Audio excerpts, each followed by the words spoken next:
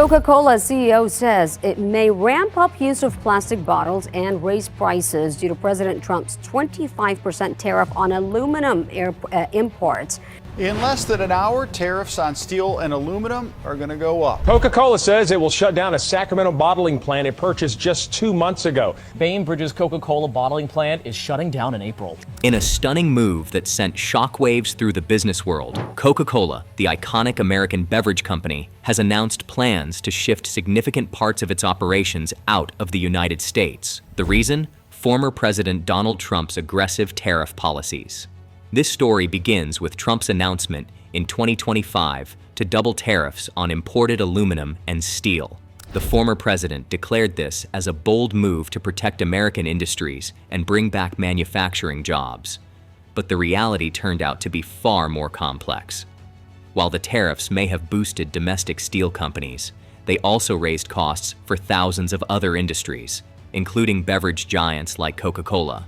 Aluminum is one of the most important materials in Coca-Cola's production chain. It's used to manufacture billions of cans each year, not just for Coca-Cola, but for all its related products like Sprite, Fanta, Diet Coke, and more.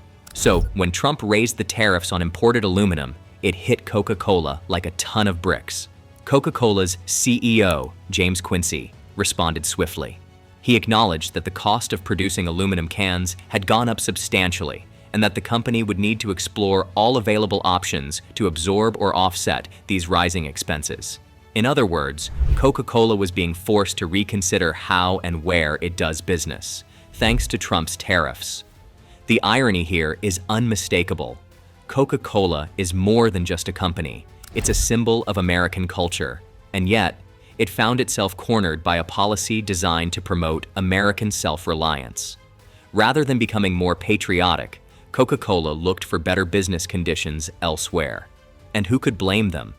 One of the most immediate consequences was Coca-Cola's increased reliance on plastic bottles. Faced with the rising costs of aluminum cans, the company began shifting toward cheaper plastic packaging. This decision caused an uproar among environmentalists who had previously applauded Coca-Cola's efforts to reduce plastic waste. Now, thanks to Trump's tariffs, Coca-Cola was moving backward in its sustainability goals.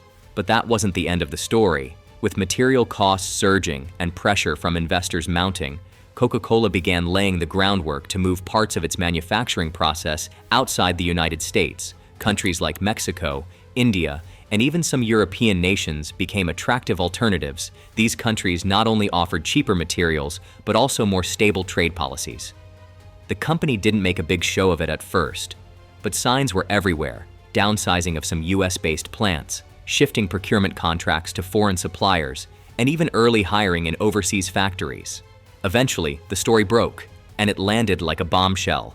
Coca-Cola, one of America's most beloved brands, was picking up and leaving. Not entirely, but enough to make a statement.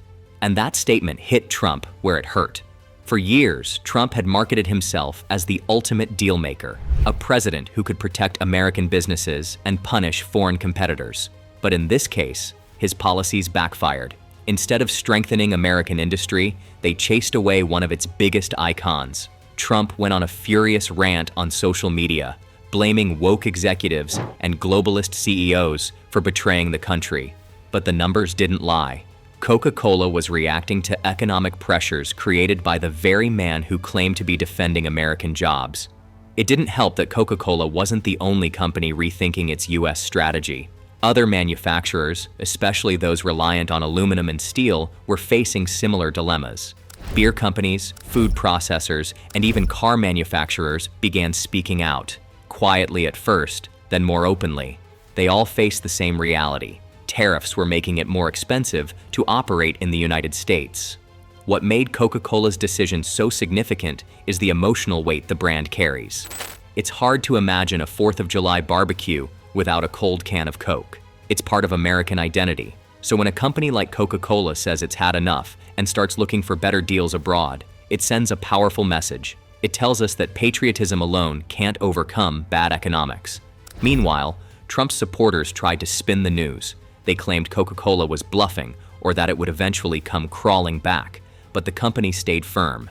It issued a calm, corporate-sounding statement saying it had to remain competitive in a global marketplace and would continue to evaluate its supply chain to serve customers efficiently.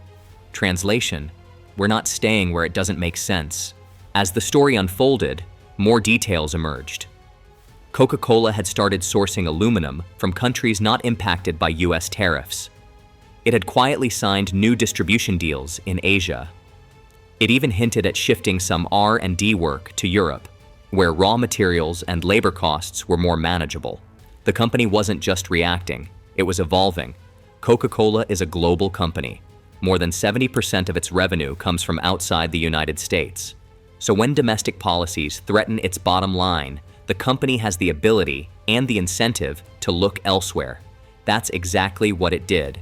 And while Trump fumed, the business world took note. This wasn't just about Coca-Cola. It was a cautionary tale. It showed that when you create economic instability, especially through unpredictable or extreme policies, you don't just scare away foreign companies. You alienate your own. You push away businesses that were born and raised in America. The ripple effects were immediate. Wall Street analysts began downgrading stocks of companies heavily reliant on imported metals. Shareholders started asking tough questions during earnings calls.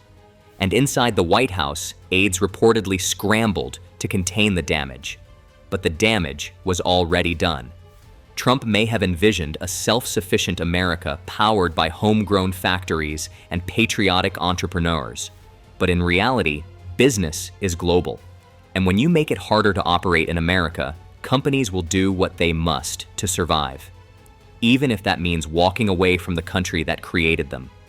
As public pressure mounted, Trump doubled down. He called for boycotts. He accused companies like Coca-Cola of being un-American, but the American people weren't buying it. Consumers still loved Coca-Cola, and most understood that the company was simply reacting to a policy that had unintended consequences. Some economists pointed out that this was a textbook example of how tariffs can backfire.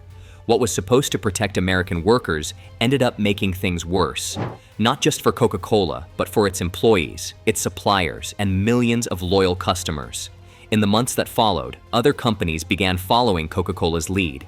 Some slowed down their US expansion plans. Others moved their sourcing overseas. One by one, the dominoes fell, all linked back to a policy that was supposed to make America great again. By the end of the year, Coca-Cola had shifted a significant portion of its canning operations out of the US. It continued to produce and sell drinks in America, of course.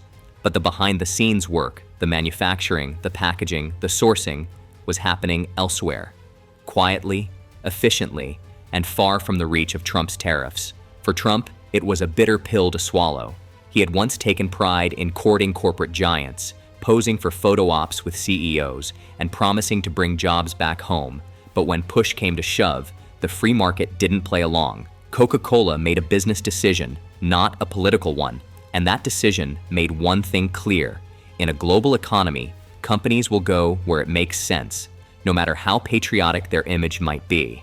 So while Trump raged on social media, Coca-Cola got back to doing what it does best, delivering cold, refreshing drinks to billions of people around the world. Just not all from American soil anymore. As production costs rise due to tariffs, those costs are often passed down to the consumer. That means higher prices for a simple can of Coke at the grocery store, at restaurants, or from vending machines. For many families, especially those already feeling the pinch of inflation, even a small price hike on everyday items adds up quickly. But it's not just about price, it's about livelihoods. Workers at US-based Coca-Cola plants could face job cuts or reduced hours as more operations move offshore. Truck drivers, warehouse staff, and even small businesses that supply materials or services to Coca-Cola could see less demand. It's a ripple effect that spreads across communities. In towns where Coca-Cola facilities are major employers, even a partial shutdown can disrupt local economies. Schools, housing markets, and small retailers all feel the impact. In short, this isn't just a corporate reshuffle. It's a shift that touches the lives of ordinary Americans, and it's all rooted in a trade policy that, while aiming to protect, may end up doing more harm than good for the very people it claimed to defend. The world watched and learned. Tariffs have consequences, And even the most iconic American brands aren't immune.